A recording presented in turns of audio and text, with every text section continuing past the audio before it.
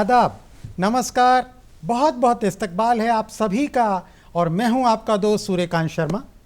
नाजरीन, जैसा कि आप जानते हैं कि हम हर हफ्ते गुफ्तगू में आपकी मुलाकात किसी न किसी नामचीन हस्ती से करवाते हैं और इस बार हमारे बीच मौजूद हैं खेल जगत की अजीम हस्ती वीरेंद्र शर्मा जी, जो कि एक क्रिकेट खिलाड़ी हैं और अब इंटरनेशनल अंपायरिंग में भी अपना नाम कर रहे हैं। हम भी दरिया हैं, हमें अपना हुनर मालूम है, जिस तरफ भी चल पड़ेंगे रास्ता हो जाएगा। कुछ ऐसे ही जुनून और जज्बे के साथ एक ख्वाब देखा हिमाचल प्रदेश के गांव पुरली, जिला हमीरपुर के निवासी श्रीमती शकुंतला शर्मा और स्वर्गीय रलिया राम शर्मा के 4 बच्चों में से दूसरी औलाद वीरेंद्र शर्मा ने। ख्वाब ऊंचाइयों को छूने का और जुनून मंजिल को पाने का। मेरा बेटा बहुत मेहनती है। जब छोटा था तो उसको इतनी लगन थी, जाने मतलब बरसात हो चाहे बारिश हो चाहे गर्मी हो, हम तो खाना वाना खा के सो जाते थे, आराम करते थे और अपना किट बैग उठा के वो अपने चला जाता था क्लब में। और बहुत मेहनत करी उसने और उसको इतनी लगन थी कि मैंने कुछ बनना है, बन के दिखाना है। तो आज वो इस मकाम तक पहुंचा है, तो बहुत खुशी है हमें और हमारा आशीर्वाद उसके साथ है। दिल्ली के तिमारपुर इलाके में पले बड़े वीरेंद्र शर्मा बचपन से ही क्रिकेट की दुनिया में अपना नाम करना चाहते थे और इनकी यही चाहत इन्हें ले आई दिल्ली के सोनेट क्रिकेट क्लब में, जहां इन्होंने गुरु द्रोणाचार्य अवार्ड से नवाजे गए मशहूर कोच तारक सिन्हा से क्रिकेट की बारीकियां सीखी। सालों की कड़ी मेहनत और डेडिकेशन से ये साल 1991 में हिमाचल की क्रिकेट टीम में अपनी जगह बनाने में कामयाब रहे, जहां से इन्होंने 50 फर्स्ट क्लास मैच खेले और टीम के कैप्टन भी रहे। बतौर खिलाड़ी क्रिकेट से रिटायरमेंट लेने के बाद इन्होंने एम्पायरिंग की दुनिया में कदम रखा और साल 2006 में बीसीसीआई के एम्पायरिंग एग्जाम को पास करने के बाद इन्होंने डोमेस्टिक क्रिकेट के बीसीसीआई एम्पायरिंग पैनल में अपनी जगह बनाई। हाल ही में डोमेस्टिक क्रिकेट में बेहतरीन एम्पायरिंग के लिए बीसीसीआई ने इन्हें साल 2018 और 19 के बेस्ट डोमेस्टिक एम्पायर के अवार्ड से नवाजा और साथ ही आईसीसी के इंटरनेशनल एम्पायरिंग पैनल में भी इनका नाम शामिल किया गया। मुझे बहुत खुशी होती है उनको इस मुकाम में देख के। लगभग 35 साल मेरा परिचय है, 35 साल पहले उनसे मेरा परिचय है मेरा। मैं देखता था तिमारपुर में किस लगन से वो खेलते थे। मैं और वीरेंद्र जी इकट्ठे खेले, पार्कों में भी खेले और सब जगह भी खेले। मैंने देखा कि वो क्या लगन थी उनमें, आज वो इस मुकाम तक पहुंचे। मुझे बहुत खुशी है। इंजीनियर्स इंडिया लिमिटेड में जॉब कर रहे वीरेंद्र शर्मा अपनी कामयाबी के पीछे अपने माता पिता की कुर्बानियों और पत्नी सारिका शर्मा और बेटी वेरोनिका शर्मा के सपोर्ट को कभी नहीं भूलते।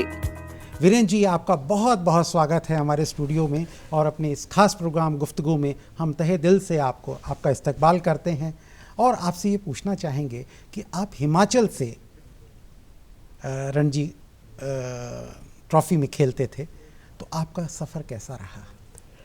धन्यवाद शर्मा जी। सबसे पहले तो मैं डीडी उर्दू का धन्यवाद करना चाहूँगा कि उन्होंने मुझे यहाँ पे इनवाइट किया। और रिगार्डिंग योर क्वेश्चन, हम लोग भी जैसे हर बच्चा स्टार्ट अपना गली कूचे से करता है, मोहल्ले से करता है, तो हमने भी अपना स्टार्ट जो क्रिकेट का किरमिच, जो एक रबड़ की बॉल होती है, किरमिच की बॉल बोलते हैं उसे। जी हाँ, किरमिच। तो वहाँ से हमने अपना सफ़र शुरू किया गली मोहल्ले से खेलने के बाद। हमारा क्लब होता था एक Sonnet club, Sonnet cricket club, एक दिल्ली का जाना माना क्लब है जी। तो वहाँ पर हमने एडमिशन लिया। सोनेट क्लब के अंदर हिमाचल के कुछ रणजी ट्रॉफी प्लेयर आया करते थे प्रैक्टिस करने के लिए, तो वहाँ से मेरी उनसे बातचीत हुई। और जैसा आप जानते दिल्ली में कंपटीशन बहुत था उस वक्त, क्योंकि काफ़ी सारे 9 टेस्ट प्लेयर दिल्ली की टीम में रणजी ट्रॉफी में खेलते थे उस दौरान।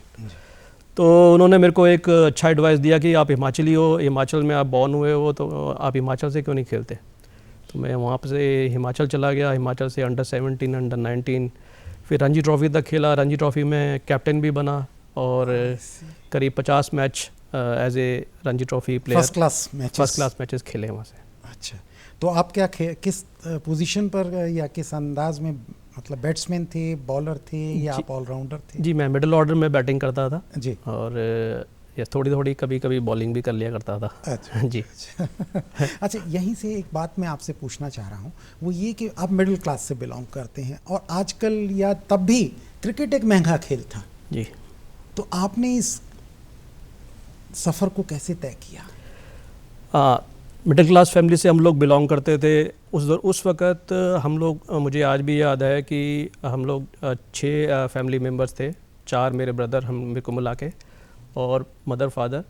तो माँ बाप ने हमारे काफ़ी दिक्कतें झेली इस मामले में, और मुझे आज भी याद है कि मेरी मदर ने अपने पैसे बचा बचा के मुझे एक बैट गिफ्ट में दिया था। मेरा पहला बैट था वो। अच्छा। और उस वक़्त उसकी कीमत 1500 रुपये थी, और उस वक़्त 1500 रुपये की कीमत बहुत होती थी। अच्छा, ये लगभग 80s की बात होगी? हाँ, 80s की बात है जी। तो 1500 रुपये की वाकई में तो काफ़ी, बहुत जी। उस वक़्त उन्होंने काफ़ी अपनी दिक्कतें झेल के, लेकिन उन्होंने हमें कभी भी कोई किसी चीज़ की कमी नहीं होने दी। तो इस चीज़ का बड़ा मुझे आज भी फ़क्र है। जी। अच्छा, यहीं से आगे चलते हैं कि आप रणजी प्लेयर बने। अच्छा, अक्सर ये होता है कि रणजी प्लेयर या तो टेस्ट टीम में कोशिश करता है या एक लिमिट के बाद फिर वो दूसरे कोचिंग में या तो करियर तलाशता है या कहीं कमेंटेटर बनता है। बड़े बड़े नाम हैं, सचिन तेंदुलकर, सुनील गावस्कर, दिलीप वेंगसरकर, ये बिशन सिंह बेदी, लेकिन आपने अंपायरिंग को चुना, ऐसा क्यों? नहीं, मैं आपकी बात से पूरा सहमत हूँ कि आफ्टर रिटायरमेंट एक प्लेयर के सामने कई ऑप्शंस रहते हैं, जिसमें कमेंटेटर्स या आप जैसे आपने बताया कि कोचिंग में, और दूसरी जगह भी बहुत सारे जगह होती हैं जहाँ पे वो अपना हाथ आजमाता है। लेकिन अंपायरिंग मुझे इसलिए फ़ायदेमंद लगा और इसलिए बढ़िया लगा कि अंपायरिंग के अंदर बहुत चैलेंजेस थे। जी। तो स्टार्ट किया तो मेरे को कोचिंग का भी ऑफ़र था, मेरे को हिमाचल से और कई और स्टेट से कोचिंग का ऑफ़र था। लेकिन कोचिंग का और अंपायरिंग में ये डिफरेंस था कि कोचिंग के अंदर आप दूसरी जो बाहर के जो फैक्टर्स होते हैं वो बड़ा डिपेंड करते हैं उनके ऊपर, क्योंकि आपकी टीम अच्छी होनी चाहिए, आपको एसोसिएशन से आपको फ़ायदा मतलब कि बैक होनी चाहिए। तो बहुत सारी चीज़ें हैं जो कोचिंग के अंदर काम आती हैं। लेकिन अंपायरिंग के अंदर, अंपायरिंग एक तरह से आप मान लो कि 100 मीटर की रेस है, जितना आप तेज़ भागोगे उतना आप नंबर 1 आओगे। तो अंपायरिंग एक ऐसा प्रोफेशन है जिसके अंदर आप जितना मेहनत करोगे, जितना आप उसमें गुड़ डालोगे, उतना बढ़िया वो बनेगा। अच्छा, मैं इसको इस अंदाज से पूछता हूँ, जी। एक प्लेयर से अंपायरिंग में जब आप आए, एक ट्रांसफॉर्मेशन हुआ, क्योंकि आप जानते हैं कि एक प्लेयर जब गलत आउट दिया जाता है तो कहीं ना कहीं उसके मन में बहुत खलिश होती है, जिसको वो कई दफ़ा पब्लिकली जाहिर कर देता है, कई दफ़ा वो अपने मन में खलिश लेके चला जाता है, फिर किसी अपनी बुक्स में बताता है या इंटरव्यू में बताता है। तो जब प्लेयर से आप अंपायर बने तो ये ट्रांसफॉर्मेशन में आने में क्या क्या चेंजेस आए, क्या चैलेंजेस आए आपको? आपका ये सवाल बहुत ही अच्छा है, और मैं ये कहना चाहूँगा कि बीइंग ए प्लेयर जब मैं प्लेयर था उस वक़्त आप कह लीजिए कि मैं भी एक अग्रेसिव टाइप का प्लेयर होता था जी। तो इवन कभी अंपायर गलती कर देते थे और बड़ा गुस्सा आता था कि ये हमारे करियर का सवाल है और अंपायर से गलती हो गई। लेकिन जब अंपायरिंग के अंदर मैं गया तो मुझे पता चला कि अंपायरिंग एक सबसे one of the most difficult job in the world. जी। अगर आप कई सर्वे उठा के देखेंगे तो सर्वे में पता चलेगा कि अंपायरिंग जो जॉब है is one of the most challenging and most difficult job in the world. जी। तो मुझे अंपायरिंग में आने के बाद मुझे ये पता चला कि उनको कितने कितने चैलेंजेस, कितना मुश्किलातों का सामना करना पड़ता है, कितना कंसंट्रेशन उनको रखना पड़ता है, कितना हार्ड वर्क करना पड़ता है। फिर मुझे समझ आया कि नहीं, जो भी अंपायर अगर गलती भी कर देता है, अल्टीमेटली वो भी एक इंसान है, he is also an human being. तो गलती इंसान से होती है, वो मशीन तो है नहीं। लेकिन अब उसके बाद देखिए आप DRS के आने के बाद, कैमरा वर्क आने के बाद, इतना सारा कैमरास आने के बाद उनकी स्क्रूटनी ज़्यादा हो गई है। जी। तो अब अंपायर्स का जो काम है वो बहुत ज़्यादा बढ़ गया है और अंपायर्स की स्क्रूटनी बहुत ज़्यादा बढ़ गई है, तो इसलिए वो नज़र में आते हैं। बट एज ए प्लेयर और एज एन अंपायर अगर मैं कंपेयर करूं तो मुझे अब अंपायरिंग में ज़्यादा चैलेंजेस महसूस होते हैं और ज़्यादा अच्छा लगता है।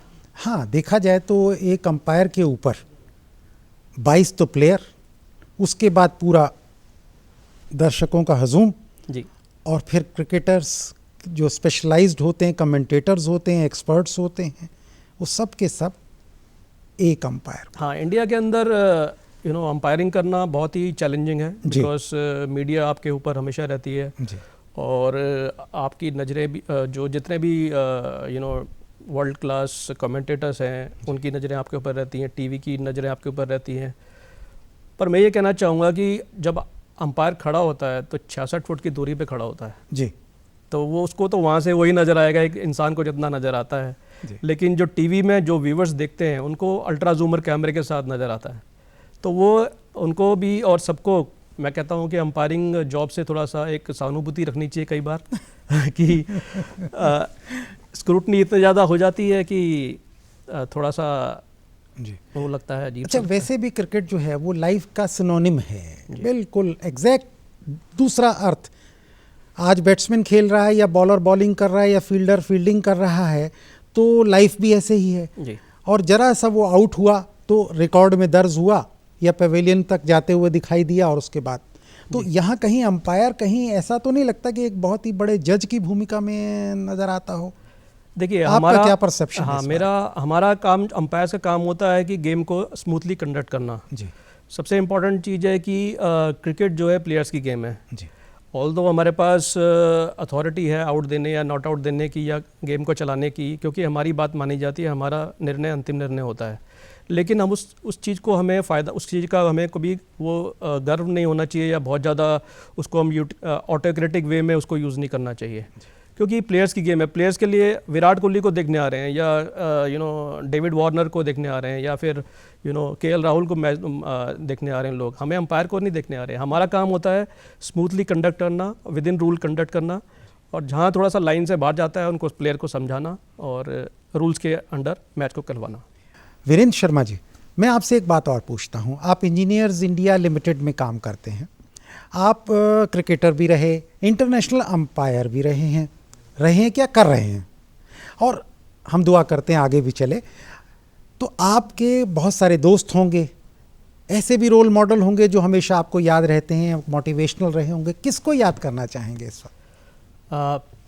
बहुत से लोगों का मेरी सक्सेस में, मेरी कामयाबी में, जिस मुकाम पे मैं आज पहुंचा हूं, बहुत से लोगों का उनके बिना साथ के उनके मैं इस मुकाम पे नहीं पहुंच सकता था। To start with Engineers India Limited. Engineers India Limited ने मुझे स्पोर्ट्स कोटे में जॉब ऑफ़र किया जिस वक्त मैं 23 साल का था, और उसके बाद उन्होंने मेरे को बहुत सपोर्ट किया क्रिकेट में। जब मैं as a Ranji trophy player होता था तो बहुत ज़्यादा सपोर्ट उनका मिला। उसके बाद रिटायरमेंट के बाद अंपायरिंग में घुसा तो अंपायरिंग के अंदर भी उन्होंने बहुत ज़्यादा सपोर्ट किया। टॉप मैनेजमेंट बहुत ब्रिलियंट है इंजीनियर्स इंडिया लिमिटेड की, और उनके डायरेक्टर्स हैं, और specially I would like to name mister J C Nakra, जो चेयरमैन मैनेजिंग डायरेक्टर है हमारी कंपनी के जी। उन्होंने बहुत सपोर्ट किया हमेशा, और उनके सपोर्ट के बिना मुझे लगता नहीं कि मैं स्ट्रेस फ्री होके अपने अंपायरिंग जॉब के अंदर अपना काम कर सकता था। 100% दे पाता था। तो उनकी तरफ से काफ़ी सपोर्ट मिला। उसके बाद अगर नाम लिया जाए तो बीसीसीआई का support. BCCI is always I mean one of the world's best institution I would say. BCCI के अंदर आप देखो कि अंडर 16 लेवल से ही कैमरा वर्क जो मैच होते हैं, 6 कैमरा ग्राउंड पे लगे होते हैं एक अंडर 16 के मैच में। इवन वुमेंस के मैचेस में भी 6 कैमरे लगे होते हैं। कहने का मतलब है कि उनका इतना प्रोफेशनल काम है बीसीसीआई का कि आने वाले टाइम में बीसीसीआई जो है वर्ल्ड की अभी भी नंबर 1 एक संस्था कह सकते हैं। रिचेस्ट तो है, कम से कम रिचेस्ट तो है। रिचेस्ट के साथ साथ रिचेस्ट भी तभी बनी है जब उनका काम प्रोफेशनल है जी। क्योंकि बिना प्रोफेशनलिज्म के रिच बनना भी बहुत मुश्किल काम है ना। उसके अलावा मेरे काफ़ी फ्रेंड्स जो referees, fellow umpires, farmer umpire जिनसे मैं काफ़ी सलाह लेता था। अच्छा, किस एम्पायर से आप मुतासिर हुए? हाँ, काफ़ी मेरे जिनको मैंने देखा, काफ़ी जिनसे मैं इम्प्रेस हुआ, उनमें कई अंपायर्स जो फॉर्मर आईसीसी अंपायर्स हैं, शबीर तारापुरे हैं जी, अमीश साहिबा हैं, हरिहरन हैं। तो ये अंपायर्स, इनका बहुत ज़बरदस्त मैं कहूँगा कि अंपायरिंग थी, और उनकी अंपायरिंग से मैं काफ़ी मोटिवेट हुआ और काफ़ी उनको देख देख के काफ़ी चीज़ें उनसे लर्न की। अच्छा, एक सवाल मैं आपसे पूछता हूँ कि जैसे एक टाइम था जब 4 की तिकड़ी मशहूर थी स्पिनर्स की, उसमें राघवन साहब जो थे, वेंकट राघवन साहब, वो अंपायरिंग में गए जी। तो एक प्लेयर ज़्यादा बेहतर अंपायर होता है या एक सिर्फ अंपायर जो प्रोफेशनली करके आए जी, वो बेहतर? बहुत अच्छा सवाल है आपका जी। एज ए प्लेयर अगर आप अंपायरिंग करते हैं तो आपको डेफिनेटली एडवांटेज है, क्योंकि आप उस गेम से गुजर चुके हैं, उस गेम को देख चुके हैं, उस गेम को फील कर चुके हैं, और काफ़ी सारी चीज़ें you can be little bit ahead of other people.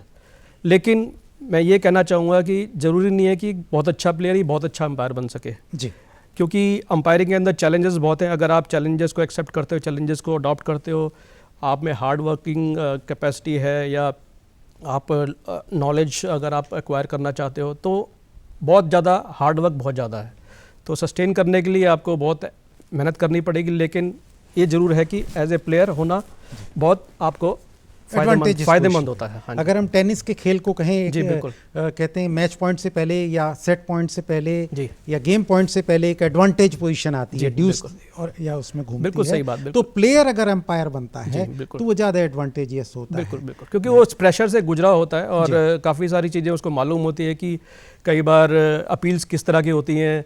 जब हम प्लेयर थे, जब हम भी कभी नकली अपील कर दिया करते थे तो हमें थोड़ा सा एक कह लिए आइडिया होता है कि किस तरह से मतलब प्लेयर कभी उसका फायदा उठाने का।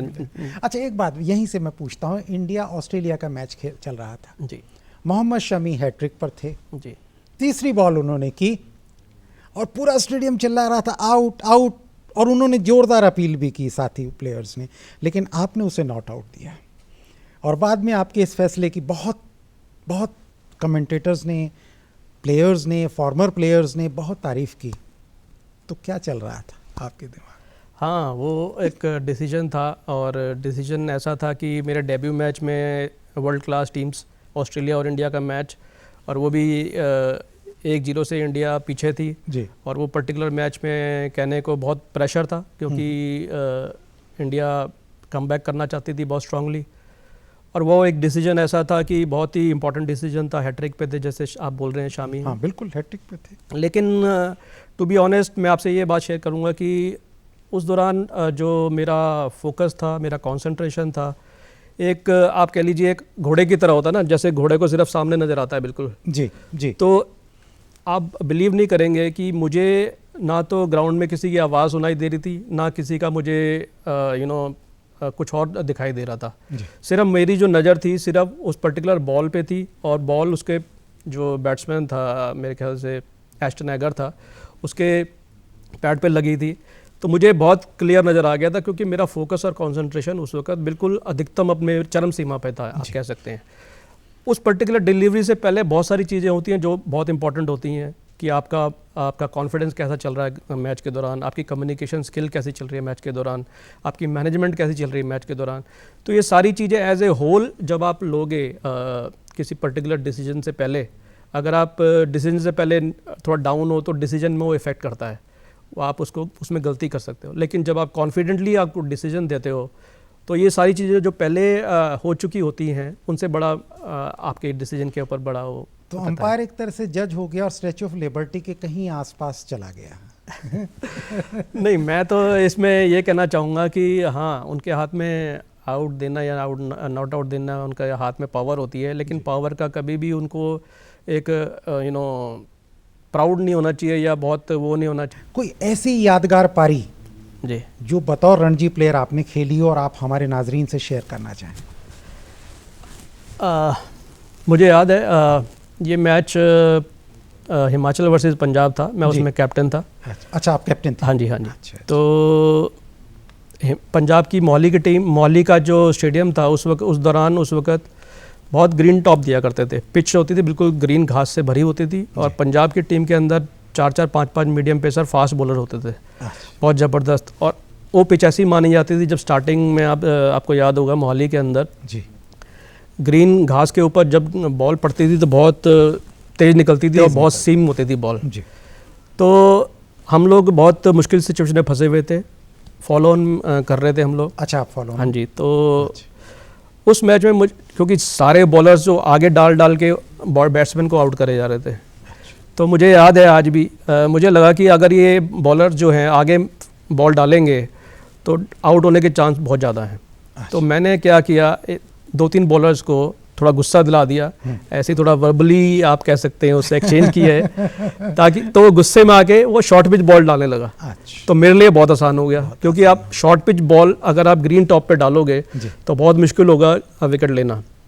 तो उस तरह उस मैच में मैंने सेंचुरी बनाई थी और फॉलो ऑन से टीम को उबारा था। तो मुझे आज भी याद है पंजाब के अगेंस्ट, उसमें विक्रम राठौर भी पंजाब के टीम के कैप्टन थे उस वक्त। जी, यहीं से चलते हैं अब आपके फिर से अंपायरिंग वाली दुनिया में। जी। अभी अभी आपको बीसीसीआई ने बेस्ट डोमेस्टिक अंपायर का अवार्ड दिया है, जी, तो कैसा लगता है आपको? बहुत अच्छा लगता है, बहुत अच्छी फीलिंग है, क्योंकि जब भी आपकी काम की रिकग्निशन होती है, जी, आपको अवार्ड मिलता है, तो बहुत अच्छी फीलिंग होती है। और अंपायरिंग का अवार्ड मिलना, बेस्ट अंपायर्स का अवार्ड मिलना, it's a big achievement for me, and I am really thankful to BCCI कि उन्होंने मुझे इस काबिल समझा कि सर्वश्रेष्ठ अंपायर का, बेस्ट अंपायर का अवार्ड दिया उन्होंने। जी, तो इसके पीछे काफ़ी मेहनत का मेहनत की है, उसके लिए उसका जो रिवॉर्ड मिला है वो बहुत इम्पोर्टेंट है। जी, और इसमें मैं कहना चाहूँगा कि बीसीसीआई जो है एक संस्था जो है,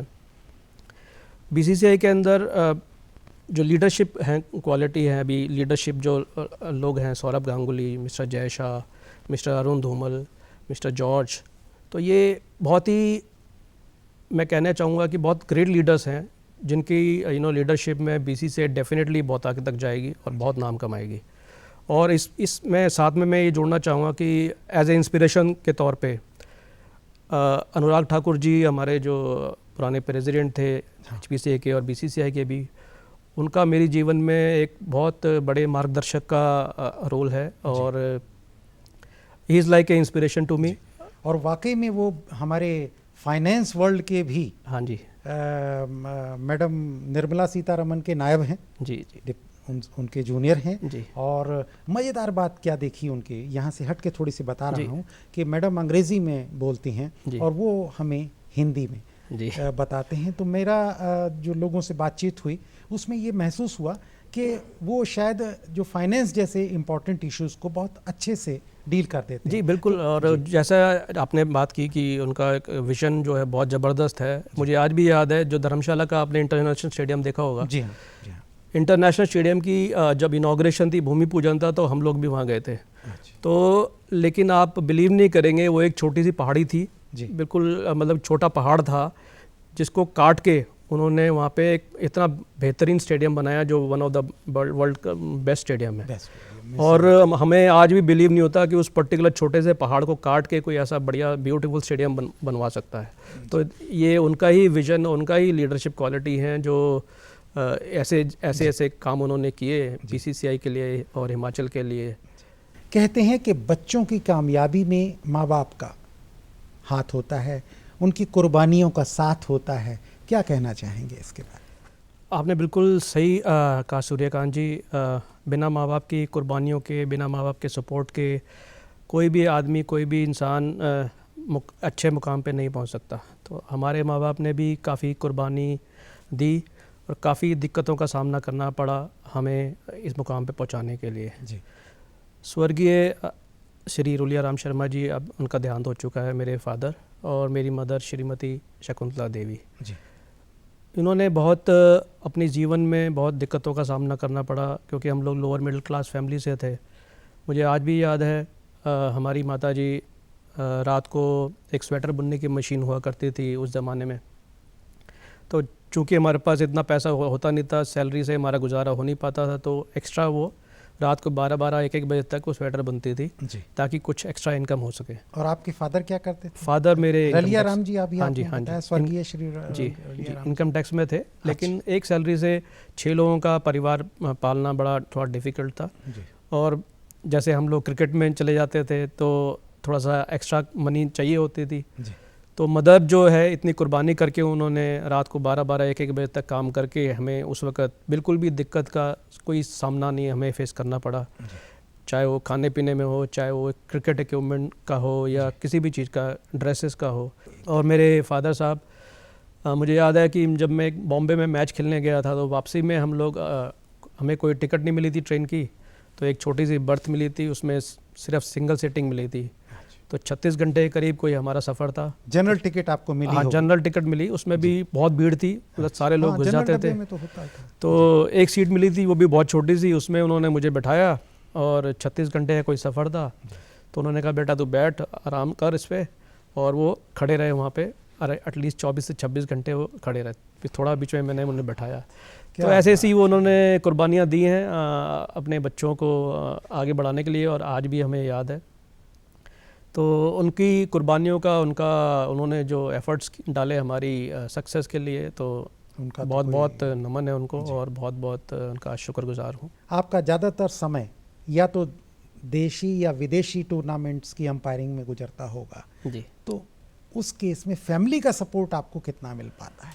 जी, फैमिली का बहुत सपोर्ट रहा। मैं ये कहना चाहूँगा कि मेरी शादी 2001 में हुई। अच्छा। उसके बाद 2003 में हमारी बेटिया वेरोनिका शर्मा आई हमारे जीवन में, तो वो एक लकी चार्म की तरह हमारी ज़िंदगी में आई, क्योंकि मैं अपना ग्राफ देखता हूँ 2003 के बाद से, जब से वो हमारे घर में पैदा हुई हैं, मेरा ग्राफ बिल्कुल ऊपर की तरफ जा रहा है, मतलब कि तो उनका आना मेरी ज़िंदगी में बहुत इम्पोर्टेंट रहा है।